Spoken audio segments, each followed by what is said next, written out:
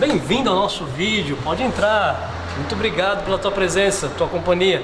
Não se esqueça de compartilhar os nossos vídeos, de dar o seu joinha aí, se inscrever no nosso canal. Depois de tudo isso, reza pelo Padre e pode ficar à vontade.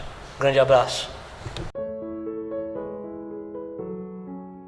Santo anjo do Senhor, meu zeloso guardador, se a ti me confiou a piedade divina, sempre me rege, me guarde, me governa, me ilumine. Amém. Antes de iniciar esta homilia, vamos entender um pouquinho dos evangelistas. A gente precisa entender que cada um dos evangelistas escreve para um determinado grupo. Cada um dos evangelistas está evangelizando um determinado grupo. Mateus, ele tinha uma comunidade ao qual ele evangelizava. Paulo, ele tinha as várias comunidades, né? Por isso que nós dizemos carta de São Paulo aos Coríntios, carta de São Paulo à comunidade de Éfeso, carta de São Paulo aos Gálatas, que é uma outra comunidade. Então, eles escreviam direcionados a um povo.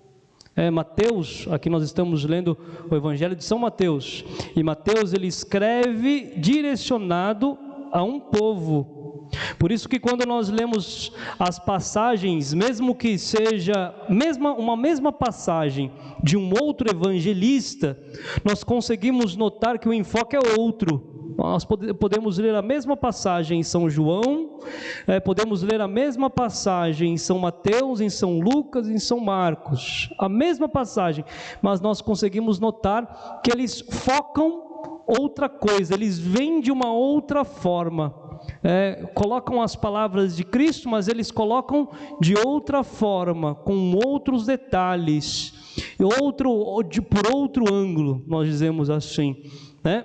E aqui, Mateus, ele foca numa comunidade com a maioria judia. Nas palavras de Jesus, aqui, né, que São Mateus cita, nas palavras de Jesus, Israel é uma comunidade desanimada, é uma comunidade desordenada, cansada, pois os seus pastores abandonaram as suas ovelhas, eles se demitiram, eles deixaram as suas responsabilidades, eles são maus pastores, como começa o texto de hoje. Jesus se compadeceu daquele povo porque eles eram como ovelhas sem pastor. E por isso Deus, que tem um coração grande, um coração que ama, um coração disposto e aberto a ofertar-se, vai assumir as responsabilidades dos pastores que abandonaram as suas ovelhas, para conduzi-los a lugares onde há a vida eterna, onde há a vida verdadeira. Deus vem conduzir o seu povo sem pastor a vida verdadeira. E como Deus assume como pastor? Como Deus faz isso? Como Deus assume como pastor destes que estão cansados e desanimados? Dando a sua própria vida. Na segunda leitura de hoje nós lemos, em São Paulo, nós lemos o seguinte: quando ainda éramos fracos, Cristo morreu pelos ímpios no tempo determinado. Dificilmente alguém morre por um justo, por um homem bom. Talvez alguém tivesse a coragem de morrer, mas Deus prova assim o seu amor para conosco. Cristo morreu por nós quando éramos ainda pecadores, e agora, como fomos justificados pelo seu sangue, com muito mais razão seremos por ele salvos da ira divina. Se na verdade, quando éramos inimigos, fomos reconciliados com Deus pela morte de seu Filho, com muito mais razão, depois de reconciliados, seremos salvos pela sua vida. É assim que Deus faz para nos reconduzir à vida eterna. É assim que Deus faz para nos assumir como pastor de suas ovelhas. Nós somos justificados, recebemos de Deus a salvação não merecida, quando éramos fracos, cansados pelo pecado. Pois se algo que esgota o homem, se há algo que esgota a nossa humanidade, é o pecado. O pecado, ele tira toda a nossa condição humana. Toda a nossa condição humana.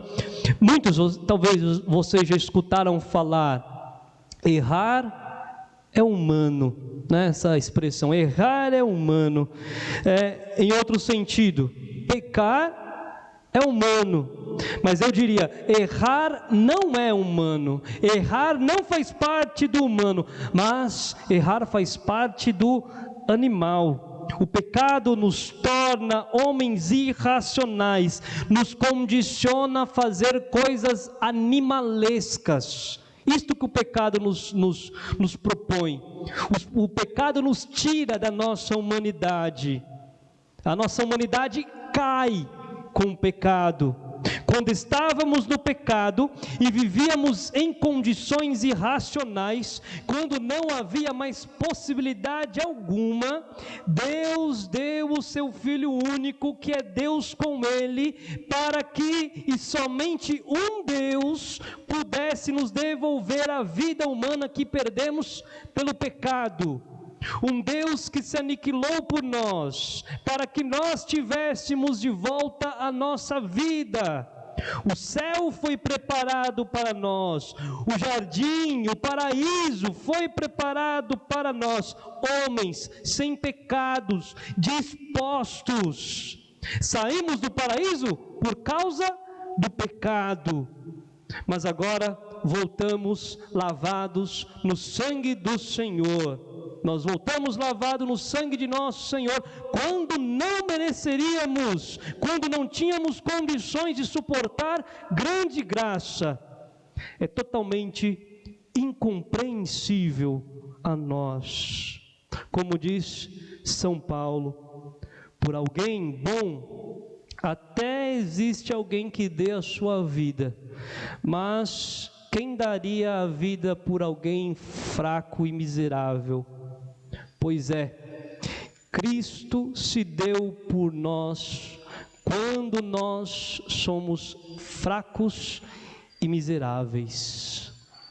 Para ser cristão verdadeiro é fundamental que eu e você saibamos que Deus nos ama.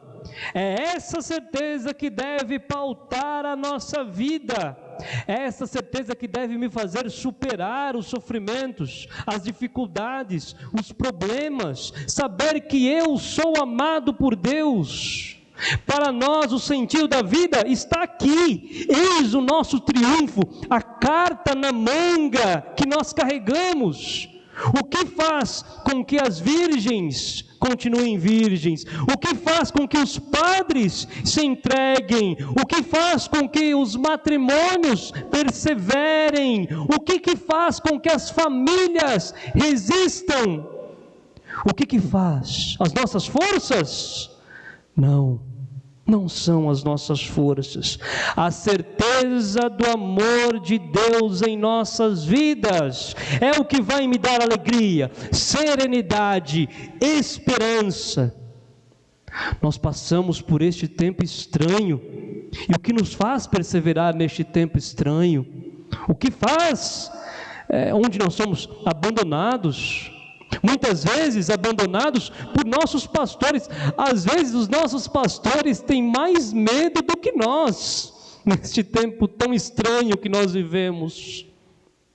Queridos, só persistirá neste tempo aquele que encontrou, que refez a sua vida, que refez a certeza da sua vida, a esperança, a alegria, a felicidade, o seu tudo em Deus. Na certeza de que Deus deu a sua vida por nós quando éramos miseráveis. Só resistirá aquele que se sabe amado por Deus, aquele que reconhece quem deu a vida e quem recebeu a vida. É a única certeza que me fará resistir neste tempo. Quem deu a vida por mim? Quem deu a vida por mim? Pode colocar a sua certeza em tudo, não vai adiantar. Pode tentar de tudo, pode procurar esperança, alegria. Este tempo que nós vivemos hoje é um tempo de purificação. É um tempo de purificação. Sobrará aqueles que não têm medo, aqueles que estão dispostos e renovam sua força na certeza do amor divino. Renove também você nessa Santa Eucaristia. Renove você também agora. Agora é tempo de rezar, de se colocar na presença do Senhor, dessa alegria que é a nossa força. Numa época de medos, podemos nos vender por qualquer amor. Não se venda por qualquer amor. Não se venda por qualquer promessa política. Não se venda por qualquer promessa humana. Não se venda por qualquer promessa midiática. Não se venda, não venda aquilo que já foi comprado com o nosso Senhor Jesus Cristo, com o seu preciosíssimo sangue. No medo facilmente podemos nos entregar àqueles que parecem ter mais forças, aqueles que parecem ser melhores. No medo nós podemos cair em qualquer lábia de uma vida melhor, de um mundo melhor, mas a vida melhor nós só teremos com Cristo, em Cristo. A nossa vida melhor aqui na terra é com Cristo. Nele está o nosso melhor. Nele está a nossa promessa de vida. Não se deixe levar pelo medo. Não se deixe levar pelo medo de padecer, medo de morrer, medo de perder, medo de viver, medo de sonhar, medo de ter filhos, medo de criar, medo de perdoar, medo de se encontrar. Não se deixe levar pelo medo. Se deixe levar pela esperança de ter a Deus, esperança de viver eternamente, esperança de ganhar com Ele sempre, esperança de ter seus planos abraçados pelos dele, esperança de ter a sua vida, a tua vocação realizada nele, com ele, por ele. Foi nesse amor que Cristo chamou os apóstolos, é nesse amor que Cristo nos chama, é nesse amor que Cristo te chama, é nesse amor que vamos perseverar sempre. A iniciativa é sempre de Deus, não nossa. Deus te chama, Deus te chama. Como diz Santa Teresinha do Menino Jesus, somente há uma explicação para o chamado de Deus em nossas vidas, nada mais. Somente há uma explicação no mistério que envolve o nosso chamado: a misericórdia de Deus. É Deus que te chama, nada mais. Nunca sou eu que vou, mas é Cristo que vem a mim, é Cristo que me chama. É sempre Deus que faz, que desce, é sempre Deus que vem a mim e nada mais. Hoje o chamado de Deus que Ele faz aos discípulos também se estende a mim e a você. Eu e você somos chamados por este amor que nos ama totalmente. Deus não chama especialistas. Hoje em dia existe especialista para qualquer coisa. Todo mundo quer dar palpite. Todo mundo quer ser um especialista hoje em dia. Agora, só é especialista em Deus, né? Vamos trocar essa palavra especialista. Só é discípulo. Só é discípulo. Você pode ser especialista, pode entender de teologia, pode entender da Bíblia, pode rezar o terço, mas só é discípulo verdadeiro aquele que escuta esse chamado e segue. Aquele que escuta o segue-me.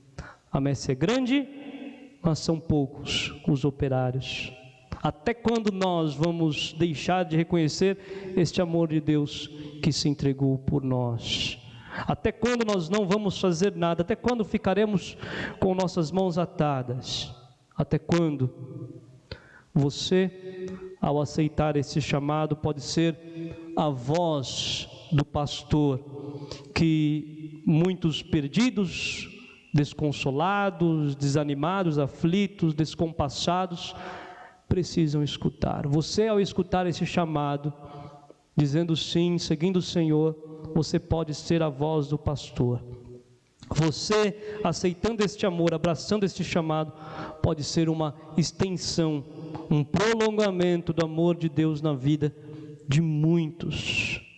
Não seja um operário morto, mas seja um verdadeiro discípulo que clama pela vida eterna.